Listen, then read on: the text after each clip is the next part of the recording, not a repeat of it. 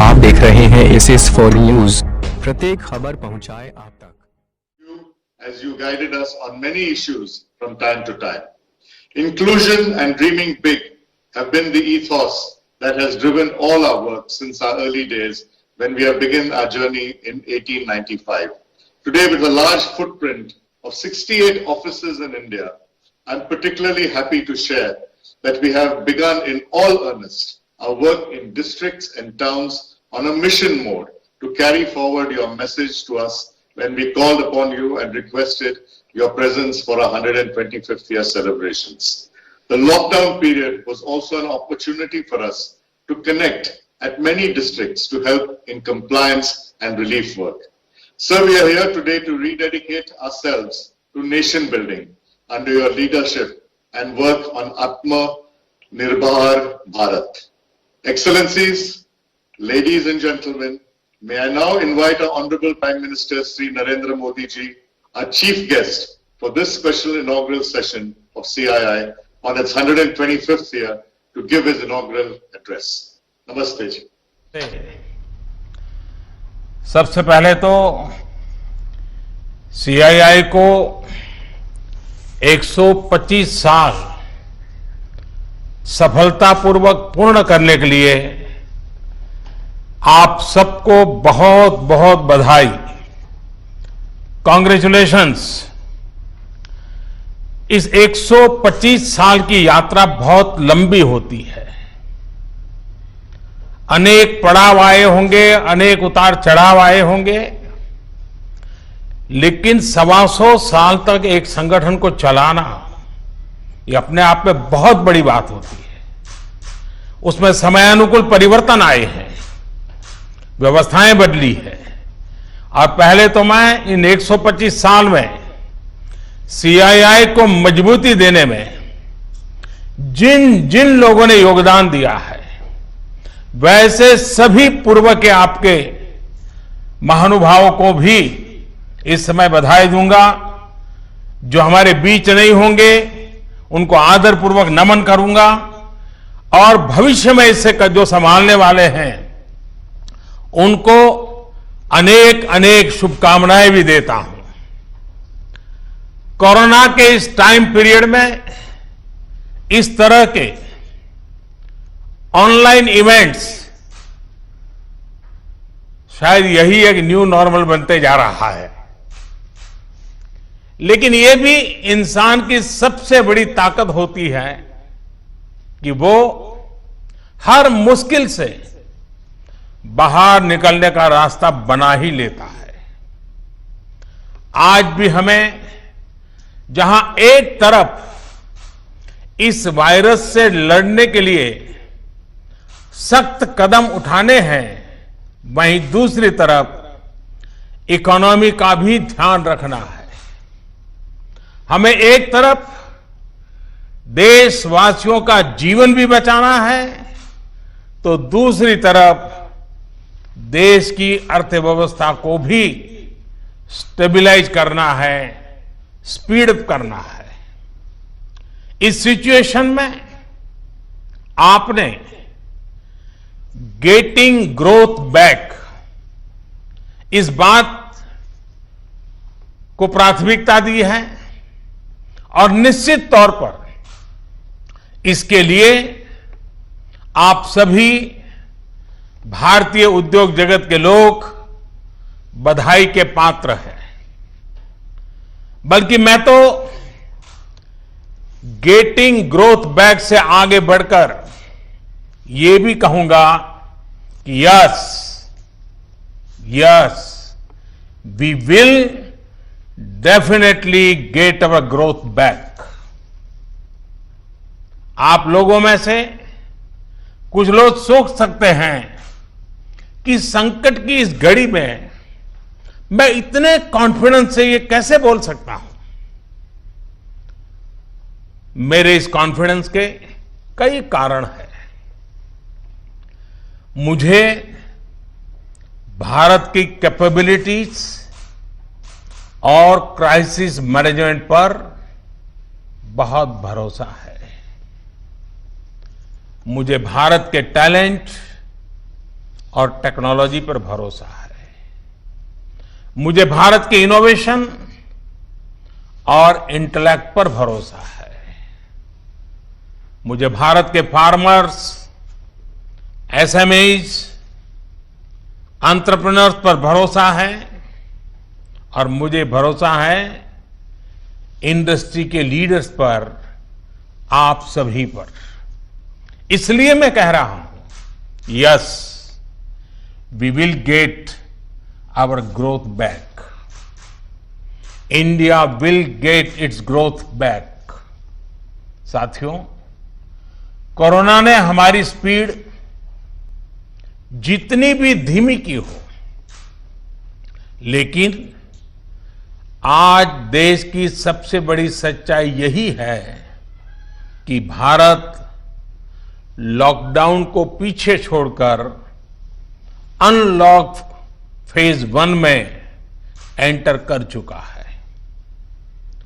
Unlock phase 1 में economy का बहुत बड़ा हिस्सा खुल चुका है। काफी हिस्सा अभी 8 जून के बाद और खुलने जा रहा है।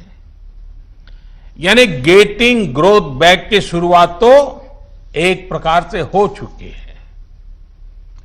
आज ये सब हम इसलिए कर पा रहे हैं क्योंकि जब दुनिया में कोरोना वायरस पैर फैला रहा था, तो भारत ने सही समय पर, सही तरीके से सही कदम उठाए।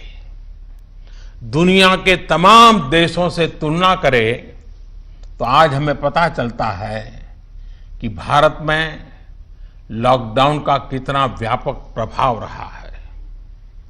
इस लॉकडाउन में भारत ने कोरोना से लड़ाई के लिए फिजिकल रिसोर्सेज को तैयार तो किया ही, हमने ह्यूमन रिसोर्स को भी बचाने का भरसक प्रयास किया है। ऐसे में अब सवाल ये है कि इसके आगे क्या। इंडस्ट्री लीडर्स के नाते आपके मन में ये सवाल जरूर होगा कि अब सरकार क्या करने जा रही है। आत्मनिर्भर भारत अभियान के बारे में भी मुझे पक्का विश्वास है कि आपके मन में भी मंथन चलता होगा, कुछ सवाल भी होंगे, और ये बहुत स्वाभाविक है, ऑब्वियस है। साथियों, कोरोना के खिलाफ इकोनॉमी को फिर से मजबूत करना, ये हमारी हाईएस्ट प्रायोरिटीज में से एक प्रमुख प्रायोरिटी है। इसके लिए सरकार जो डिसीजंस अभी तुरंत लेने जरूरी है, वो तो एक के बाद एक ले ही रही है, लेकिन साथ साथ में ऐसे भी फैसले लिए गए हैं जो लॉन्ग रन में देश की मदद करेंगे।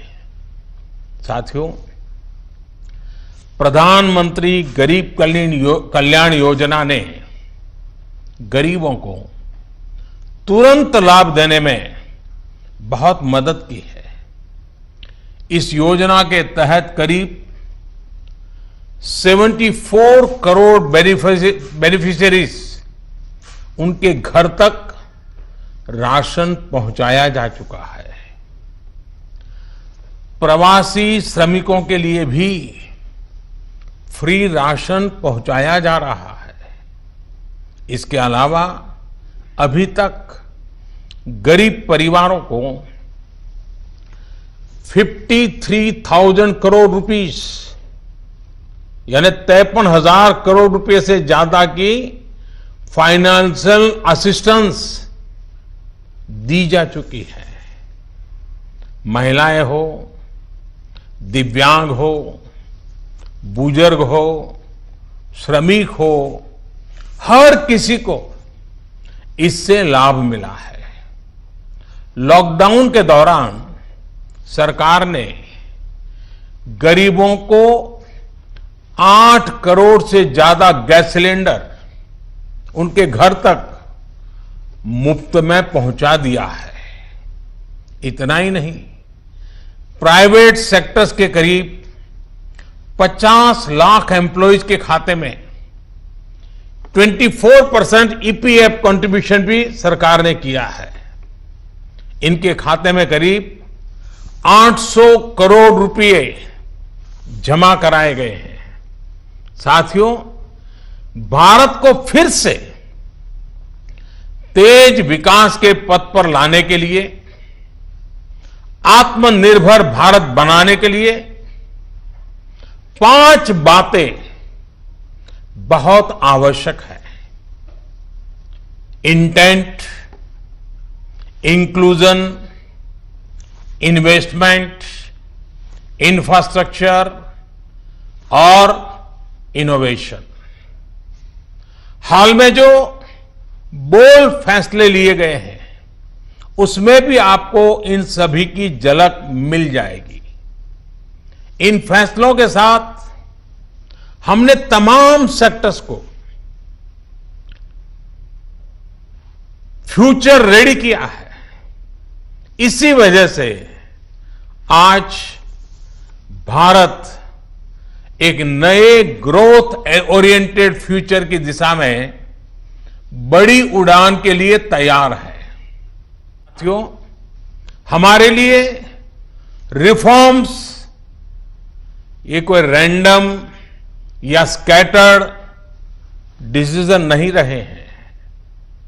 हमारे लिए reforms systematic, plan, integrated, interconnected और फ्यूचरिस्टिक प्रोसेस है।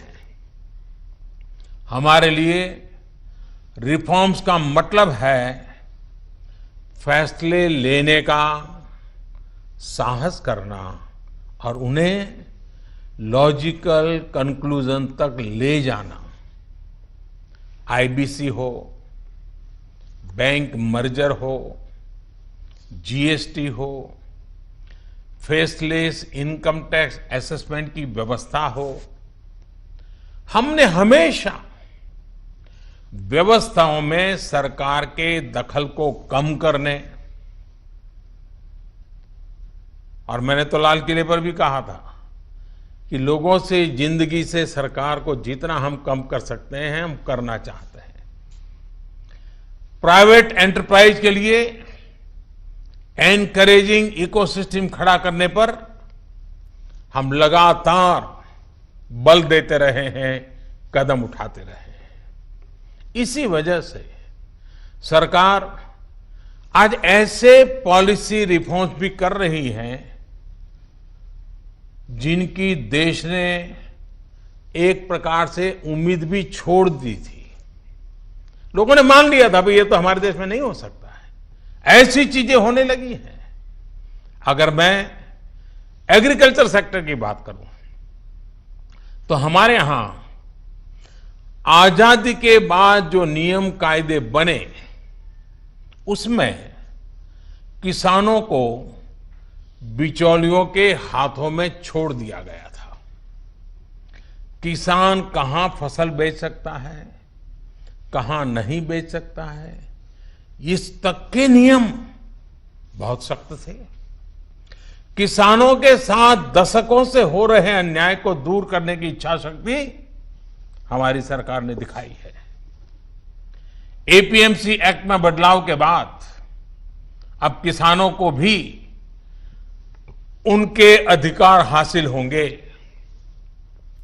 किसान अब जिसे चाहे, जहां चाहे और जब चाहे अपनी फसल अपनी शर्तों पर, किसान की शर्तों पर वो फसल बेच सकते हैं।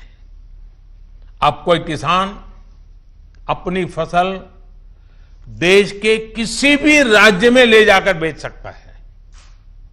पहले तो इस पर भी बंधन थे। साथ ही वेयरहाउसेस में रखे अनाज या एग्रीकल्चर प्रोडक्ट्स अब इलेक्ट्रॉनिक ट्रेडिंग के जरिए भी बेचे जा सकते हैं। आप कल्पना कर सकते हैं इससे एग्री बिजनेसेस के लिए कितने नए रास्ते खुलने जा रहे हैं।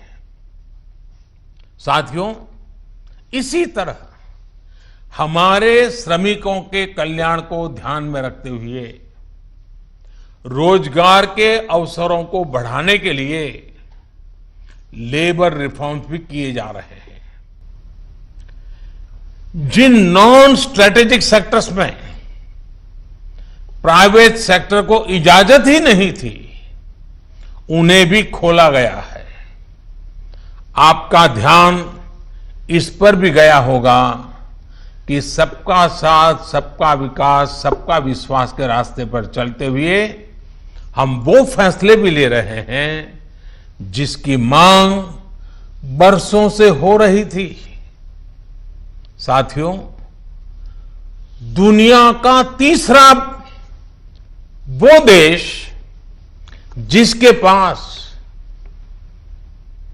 बहुत बड़ी मात्रा में कोयले का भंडार हो, कोल रिजर्व हो, जिसके पास आप जैसे साहसी और उद्यमी व्यापार जगत के लीडर्स हो, लेकिन फिर भी उस देश में बाहर से कोयला आए, कोल इंपोर्ट हो, तो उसका कारण क्या है?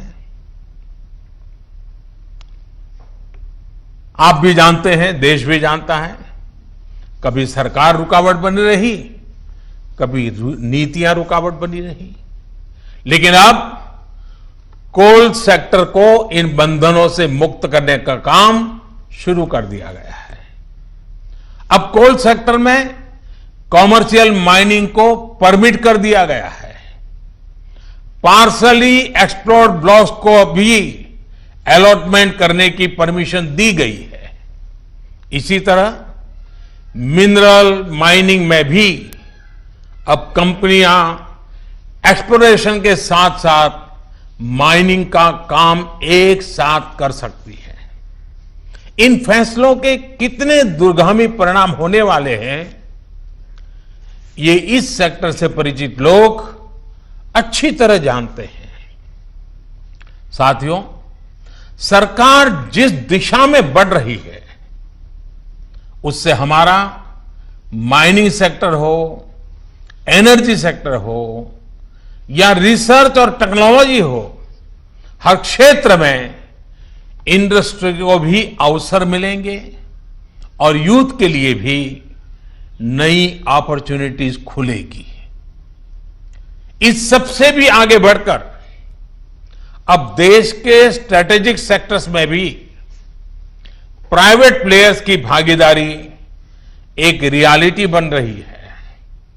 आप चाहें स्पेस सेक्टर में निवेश करना चाहें, एटॉमिक एनर्जी में नई अपॉर्चुनिटीज को तलाशना चाहें,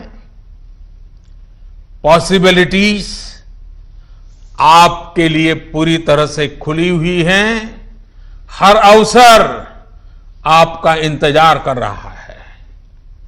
साथियों, आप ये भली भांति जानते हैं कि एमएसएमई सेक्टर की लाखों यूनिट्स हमारे देश के लिए इकोनॉमिक इंजन की तरह हैं।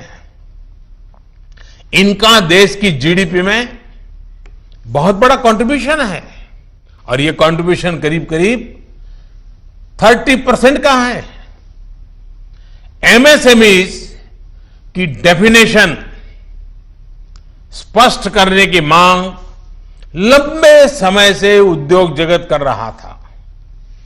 अब वो उद्योग जगत की पूरी मार्ग भी पूरी हो चुकी है। इससे एमएसएमईज बिना किसी चिंता के ग्रो कर पाएंगे और उनको एमएसएमईज का स्टेटस बनाए रखने के लिए दूसरे रास्तों पर चलने की जरूरत नहीं रहेगी। देश के एमएसएमईज में काम करने वाले करोड़ों साथियों को लाभ हो, इसके लिए 200 करोड़ रुपए तक की सरकारी खरीद में ग्लोबल टेंडर्स को खत्म कर दिया गया है। इससे हमारे छोटे उद्योगों को ज्यादा अवसर मिलेगा। एक तरह से आत्मनिर्भर भारत पैकेज एमएसएमई सेक्टर के इंजन के लिए फ्यूल का काम करने वाला है। साथियों, ये जो फैसले हैं उनकी रिलेवेंस समझने के लिए आज की ग्लोबल सिचुएशंस को देखना और उसे समझना भी बहुत आवश्यक है।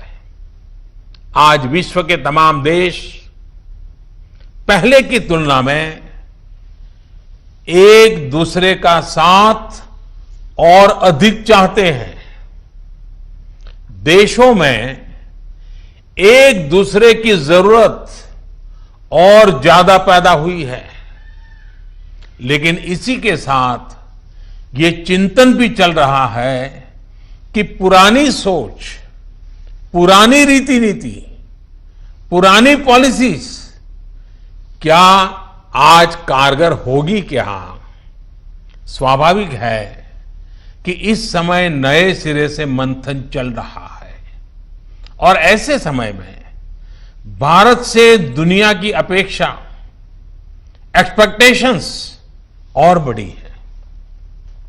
आज दुनिया का भारत पर विश्वास भी बढ़ा है और नई आशा का संचार भी हुआ है।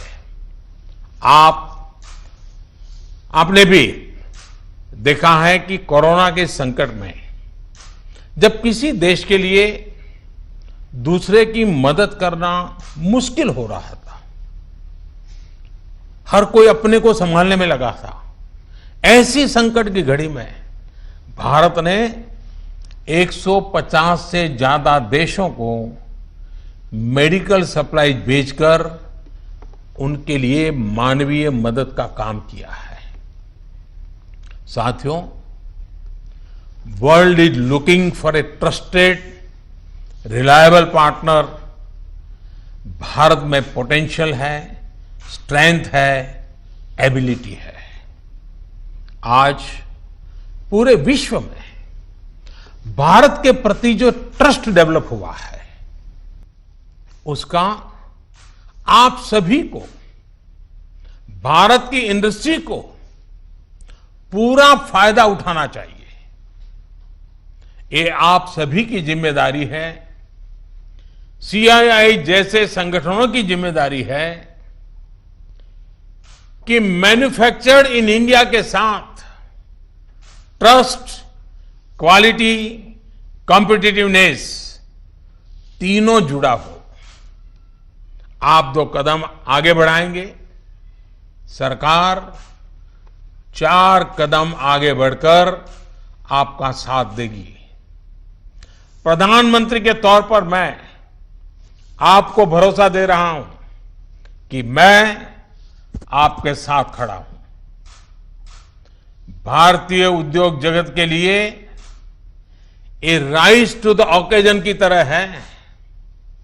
Trust me, getting growth back इतना मुश्किल भी नहीं है। और सबसे बड़ी बात कि अब आपके पास, इंडियन इंडस्ट्रीज के पास एक क्लियर पाथ है। आत्मनिर्भर भारत का रास्ता, सेल्फ रिलायंट इंडिया का पाथ। आत्मनिर्भर भारत का मतलब है कि हम और ज्यादा स्ट्रांग होकर दुनिया को एम्ब्रेस करेंगे। आत्मनिर्भर भारत वर्ल्ड इकोनॉमी के साथ पूरी तरह इंटीग्रेटेड भी होगा और सपोर्टिव भी। लेकिन ध्यान रखिएगा, आत्मनिर्भर का मतलब ये भी नहीं है कि हम स्ट्रैटेजिक क्षेत्रों में किसी पर निर्भर रहें। हम उस स्थिति में नहीं रहना चाहते। It is about creating strong enterprise in India. Enterprises that can become global forces. It is about generating employment. It is about empowering our people to come out and create solutions that can define the future of our country. हमें एक ऐसी robust local supply chain के निर्माण में invest करना है जो global supply chain में भारत की हिस्सेदारी को स्ट्रेंथन करे। इसी अभियान में सीआईआई जैसी दिग्गज संस्था को मुझे लगता है आपको भी पोस्ट कोरोना नई भूमिका में आगे आना होगा। अब आपको चैंपियंस ऑफ इंडिजिनस इंस्पिरेशंस बनकर आगे आना है। आपको डोमेस्टिक इंडस्ट्रीज की रिकवरी को फैसिलिटेट करना है, नेक्स्ट लेवल ग्रोथ को आसिस्ट करना है, सपोर्ट करना है। आपको इंडस्ट्री को, अपने मार्केट को ग्लोबली एक्सपांड करने में मदद करना है। साथियों, अब जरूरत है कि देश में ऐसे प्रोडक्ट्स बने जो मेड इन इंडिया हो, मेड फॉर द वर्ल्ड हो। कैसे हम देश का आयात कम से कम करें, इसे लेकर क्या नए लक्ष्य तय किए जाएं, उस पर सोचने की जरूरत है। हमें तमाम सेक्टर्स में प्रोडक्टिविटी बढ़ाने के लिए अपने टारगेट तय करने ही होंगे। यही संदेश मैं आज इंडस्ट्री को देना चाहता हूं और देश यही अपेक्षा भी आपसे रखता है। साथियों, देश में मैन्युफैक्चरिंग को, मेक इन इंडिया को रोजगार का बड़ा माध्यम बनाने के लिए आप जैसे तमाम इंडस्ट्री के संगठनों से चर्चा करके ही कई प्रायोरिटी सेक्टर्स की पहचान की गई है। इनमें से furniture, air conditioner, leather and footwear, in 3 sectors पर काम शुरू भी हो चुका है। सिर्फ एयर कंडीशनर को लेकर ही हम अपनी डिमांड का 30% से अधिक इंपोर्ट करते हैं। इसको हमें तेजी से कम करना है। इसी तरह दुनिया का दूसरे सबसे बड़ा लेदर प्रोड्यूसर होने के बावजूद ग्लोबल एक्सपोर्ट में हमारा शेयर बहुत कम है। साथियों, कितने ही सेक्टर्स हैं जिसमें हम बहुत अच्छा कर सकते हैं। बीते सालों में आप सभी साथियों के सहयोग से ही देश में वंदे भारत जैसी आधुनिक ट्रेनें बनी हैं। देश आज मेट्रो के कोच निर्यात कर रहा है। इसी तरह मोबाइल फोन मैन्युफैक्चरिंग हो, डिफेंस मैन्युफैक्चरिंग हो, अनेक क्षेत्रों में इंपोर्ट पर हमारी डिपेंडेंस को कम करने का प्रयास लगातार चल रहा है। और मैं बहुत गर्व से कहूंगा कि सिर्फ 3 महीने के भीतर ही पर्सनल प्रोटेक्टिव इक्विपमेंट पीपीई, इसकी सैकड़ों करोड़ की इंडस्ट्री आप ही लोगों ने खड़ी की है। 3 महीने पहले भारत में एक भी पीपीई नहीं बनती थी। आज भारत एक दिन में 3 लाख पीपीई किट बना रहा है, तो ये हमारे उद्योग जगत का ही सामर्थ्य है। आपको इसी सामर्थ्य का इस्तेमाल कर हर सेक्टर में आगे बढ़ना है। मेरा तो सीआईआई के तमाम साथियों से ये भी आग्रह है कि रूरल इकोनॉमी में इन्वेस्टमेंट और किसानों के साथ पार्टनरशिप का रास्ता खुलने का पूरा लाभ आप लोगों ने उठाना चाहिए। अब तो गांव के पास ही लोकल एग्रो प्रोडक्ट्स के क्लस्टर्स के लिए जरूरी इंफ्रास्ट्रक्चर तैयार किया जा रहा है। इसमें सीआईआई के तमाम मेंबर्स के लिए बहुत अपॉर्चुनिटीज है। साथियों, फार्म हो, फिशरीज हो, फूड प्रोसेसिंग हो, फुटवेयर हो, फार्मा हो, अनेक सेक्टर्स में अनगिनत अपॉर्चुनिटीज के गेट आपके लिए खुले हैं। सरकार ने शहरों में प्रवासियों के लिए आवास उपलब्ध कराने के लिए जिस रेंटल स्कीम की घोषणा की है, उसमें भी आप सभी साथियों को मैं सक्रिय भागीदारी के लिए आमंत्रित करता हूं। साथियों, हमारी सरकार प्राइवेट सेक्टर को देश की विकास यात्रा का पार्टनर मानती है।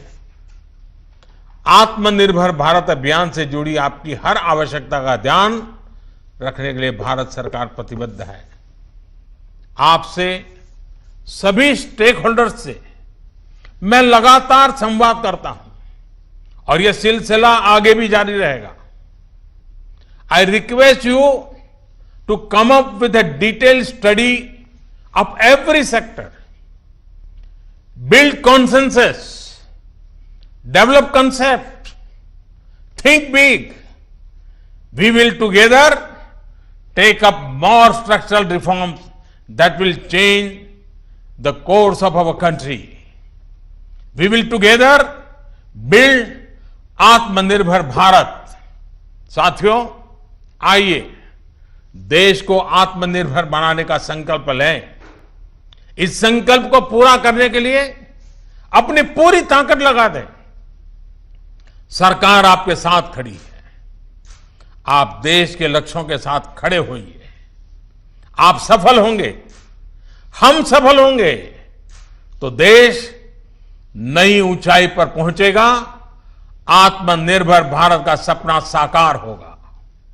एक बार फिर सीआईआई को 125 वर्ष पूरा होने पर मेरी तरफ से बहुत बहुत शुभकामनाएं। फॉर न्यूज प्रत्येक this is for news channel को लाइक, शेयर और सब्सक्राइब